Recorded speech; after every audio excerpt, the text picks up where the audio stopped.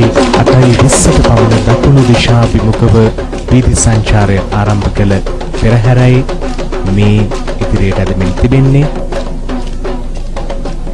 හෝරා 3කට ආසන්න කාලයක් පෙරහැර නරඹමින් සිටිනවා.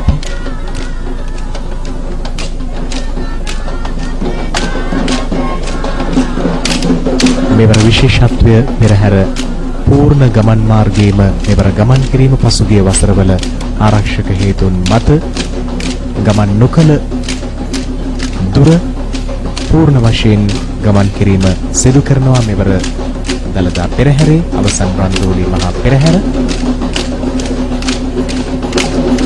රාත්‍රී 8:20ට පමණ දකුණු දිශාභිමුඛව පිටත්ව වැවාතර දිගේ දළදා වීදිය, යටිනුවර වීදිය, කන්දේ වීදිය, ඩී සේනානායක වීදිය ඔස්සේ රජ වීදියෙන් ඉහළට විත් ගෙවැදීම සිදු කිරීමට නියමිතව තිබෙනවා.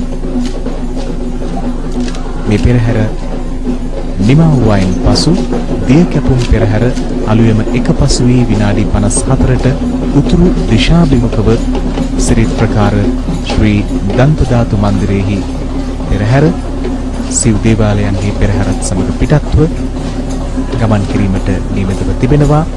ගෙඩිගේ විහාරයට ගොස් සිරිත් ප්‍රකාර දළදා කරඬුවෙහි තැන්පත් කොට සිව් දේවාලයන්හි පෙරහැර පසු දේවාලවලට පැමිණ දේව පූජා පැවැත්වීමෙන් පසු කටුකැලේ වීදිය දිගේ ගැටඹේ තොටට ගොස් දී කැපීමේ මංගල උත්සවය සිදු කිරීමට නියමිතව තිබෙනවා.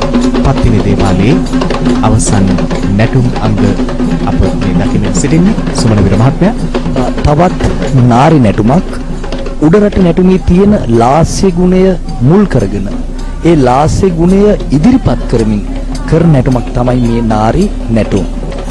අපේ උඩරට නැටුම් සම්ප්‍රදායේ තියෙන නැටුම් අංග අතුරින් එක නැටුම් විශේෂයක් තමයි නාරි නැටුම් කියලා අපි හඳුන්වන්නේ. මේ නාරි නැටුම් මම මුලින් සඳහන් කළ ආකාරයට අතීතයේ ඇසළ පෙරහැරෙත් රඟ දක්වලා එහෙම නැත්නම් දක්වලා නටලා තියෙනවා. සුමනවර මහත්මයා, ඔබතුමා ඉතා විශිෂ්ට නර්තන පරපුරක සමාජිකයෙක්. ඔබේ උපයා සුරඹා ගුරුන්නාන්සේ දළදා පෙරහැරේ නැටුමකට සහභාගී වෙන්නට ලැබෙන අවස්ථාව නර්තන ශිල්පියෙකුට මොන වගේ වටිනාකමක්ද දනවන්නේ?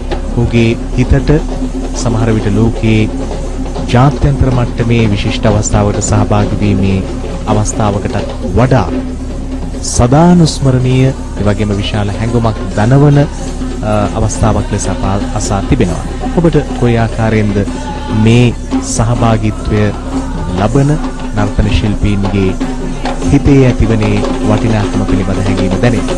ඔව්, මේ සහභාගී වීම මම හිතන්නේ ඒ ශිල්පීන්ගේ නර්තන ජීවිතයේ ඉතාමත්ම වැදගත් අවස්ථාවක් විදිහට සලකන්නට පුළුවන්. මොකද හැම ශිල්පියෙක්ම ප්‍රාර්ථනා කරනවා, හිතනවා, අදිෂ්ඨාන කරගෙන තියෙනවා කිසියම් දවසක මේ ඇසළ පෙරහැරට සහභාගී වෙන්නට ඕනේ කියන කාරණේ. මට අත්දැකීමක් තියෙනවා. ගියවර ඇසළ පෙරහැරට ගාල්ලේ ඉඳන් එක්තරා නැටුම් ශිල්පීන් කණ්ඩායමක් ඇවිල්ලා ඒගොල්ලන්ට ඉන්න තැනක් දුන්නේ අපේ නිවසේ තමයි ලැබුම් දුන්නේ. මේ ඇසළ පෙරහැරට සම්බන්ධ වුණා. මොකද ඒකේ අයගේ ආශාවක්. ඒ අය සඳහන් කළා තමන් එතෙක් කල කරපු ප්‍රාර්ථනාවක් එදා දවසේ සඵල වුණා කියන කාරණේ.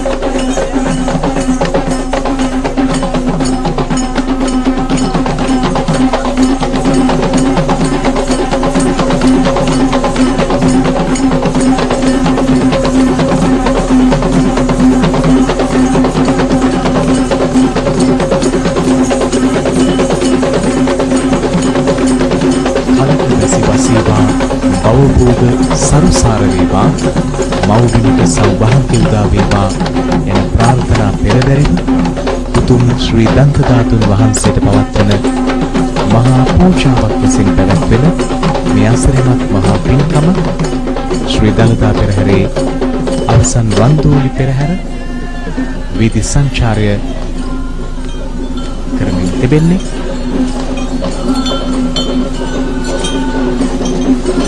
දළදා පෙරහැර, දළදා මාලිගයේ පෙරහැර සහ දේවාල පෙරහැර ලෙසින් කොටස් දෙකකින් යුක්තයි. ඉන් දේවාල පෙරහැරේත් අවසන් කොටසයි අප නරඹමින් සිටින්නේ. පත්තිනි දේවාල පෙරහැරේ දේවාභරණ රැගෙන යන හස්තීන්ගේ අභිමානවත් දසුන අප දකිනවා.